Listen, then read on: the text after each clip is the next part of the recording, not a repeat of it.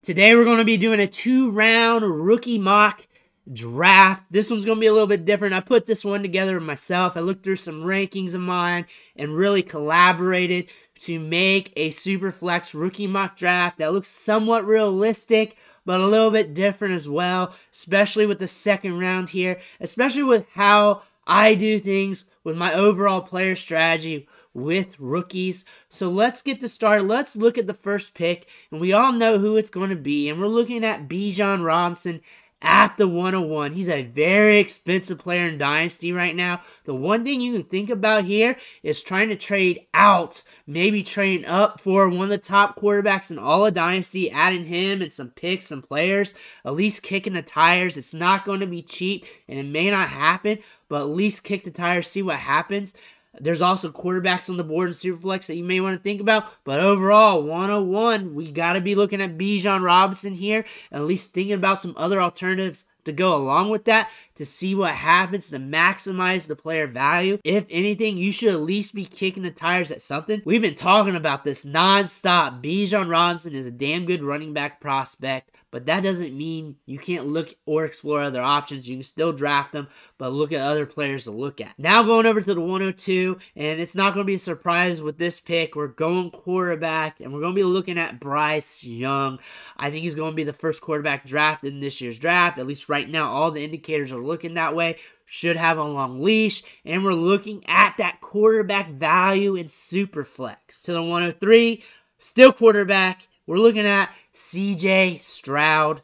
Quarterback value in Superflex, can make all the throws, had that huge game against Georgia, should get the draft capital needed to be drafted in this spot. It's between him and Young. You can flip and flop them all you want, all day, every day.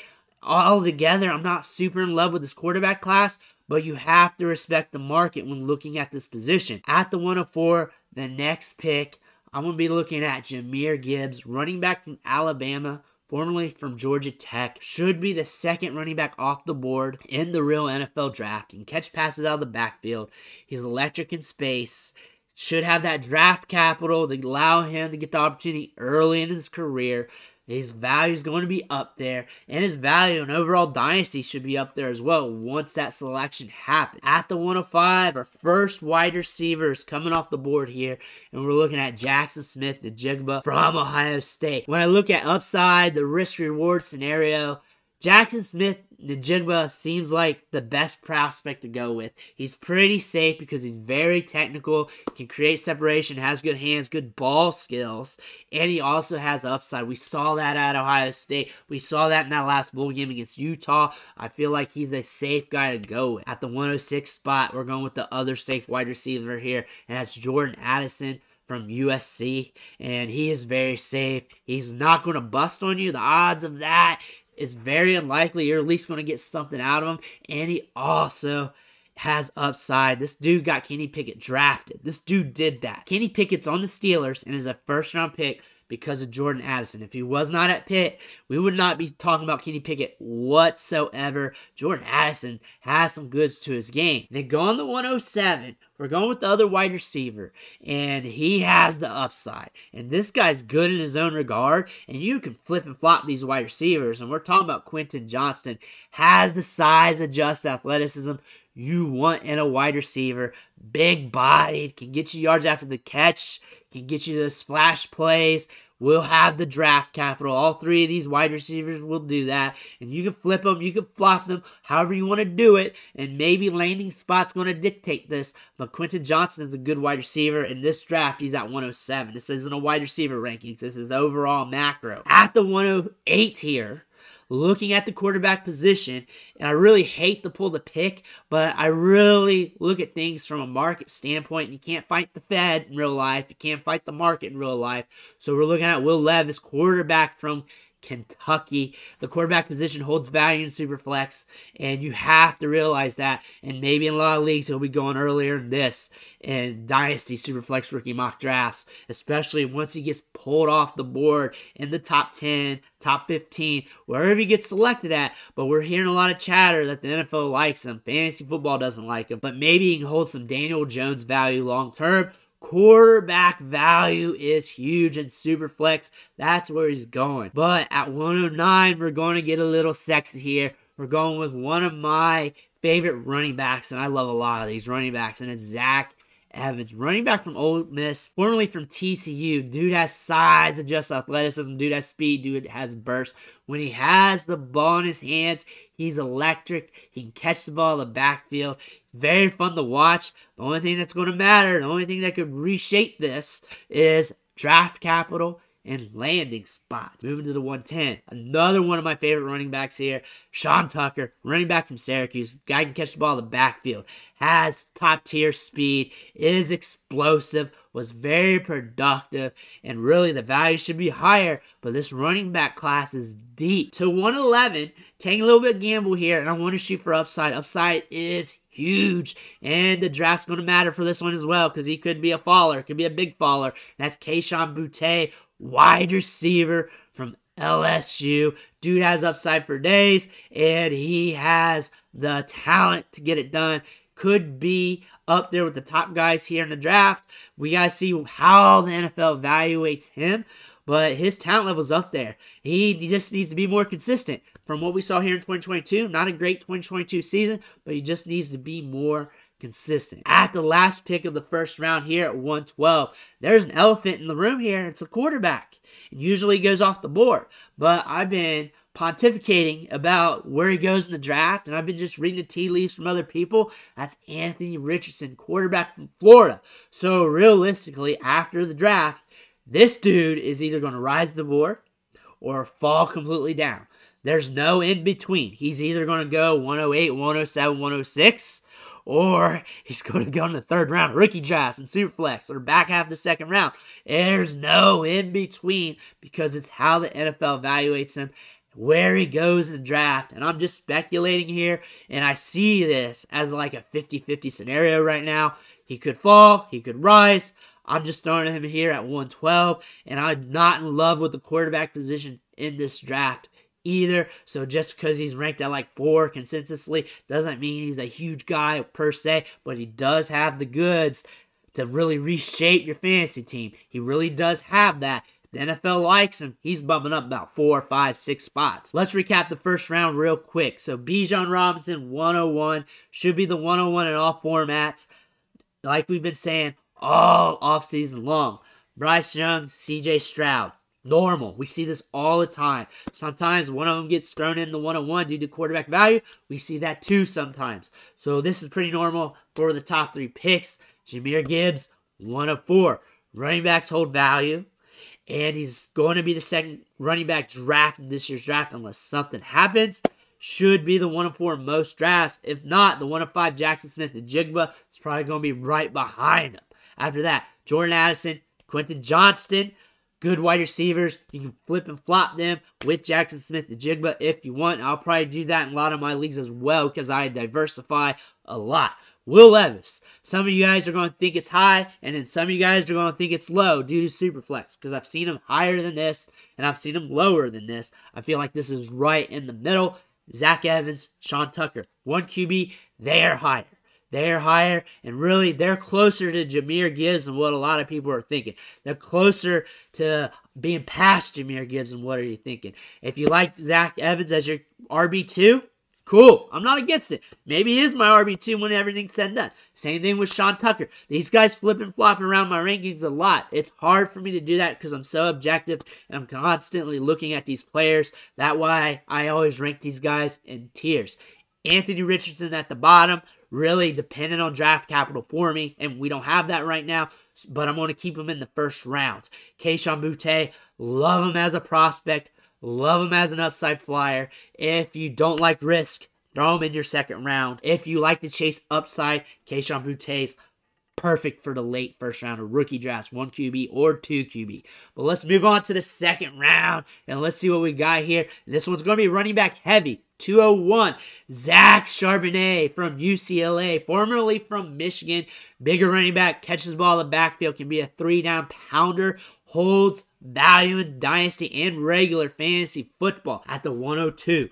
Running back's getting tough here because there's so many guys, but let's go with Kendre Miller, running back from TCU, 220-pound back, who has size, speed, burst, and is explosive, can hold it down for an NFL team.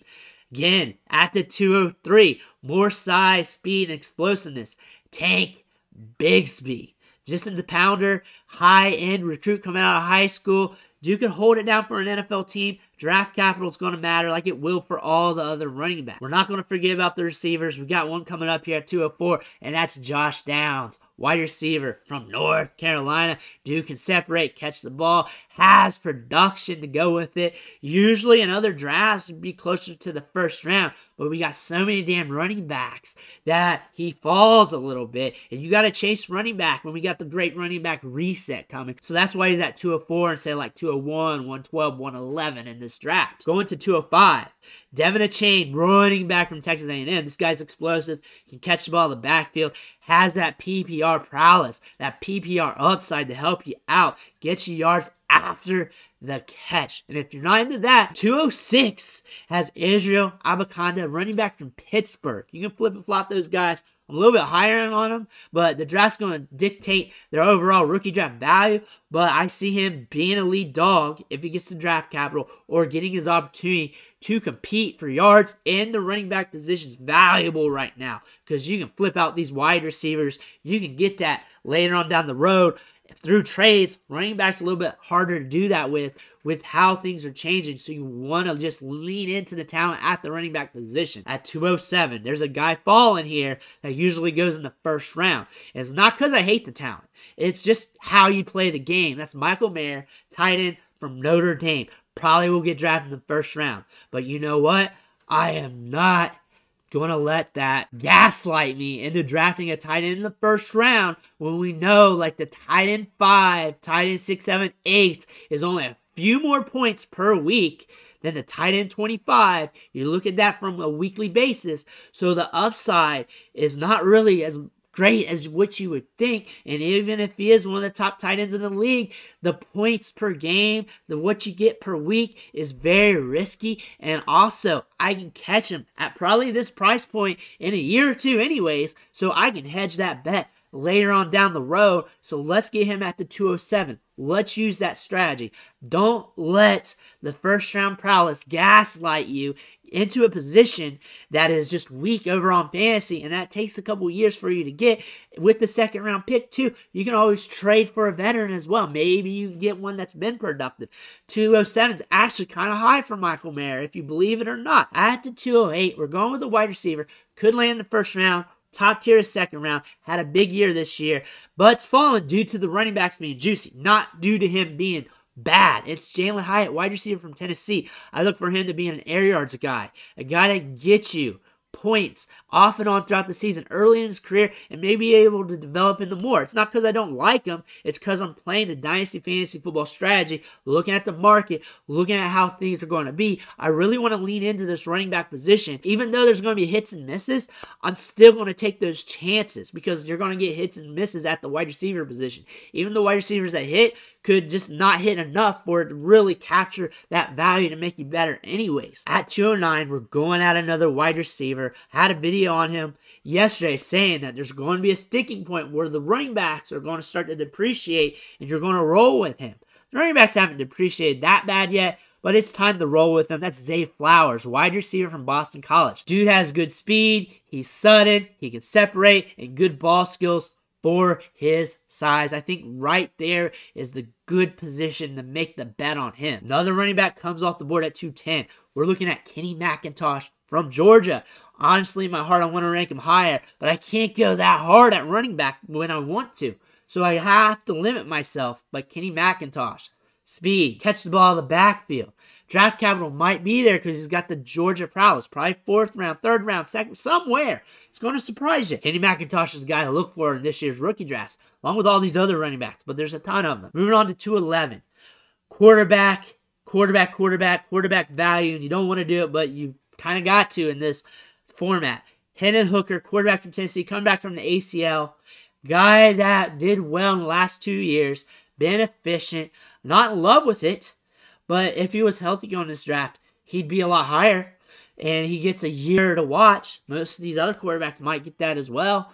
Hendon Hooker a value here at the second round. If you go Hendon Hooker at 211 and get you a wide receiver running back in round 1, you might be sitting at better odds than somebody going at 103, 104, 108, 106 with one of the first round guys, because the odds of the quarterback sticking is not that great either. So Hendon Hooker, a cheaper get, and now everything's dissipating. We're getting ready to go into the third round. So why not just hold that Superflex value, and then you can trade it away if you're done with it later on. And at 212, just insert any running back that's left, really, Muhammad Ibrahim or anybody else. But here in this draft, we're going with Chase Brown, running back from Illinois. We got to shine that light on him.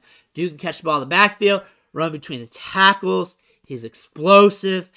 Draft capital is really going to matter. He might fall and slip in the draft. There's so many good running backs here. Had that big season this year. Looked good in almost all his games. Check the film out on him. But honestly, 212, third round, fourth round, there's going to be a lot of late round running backs.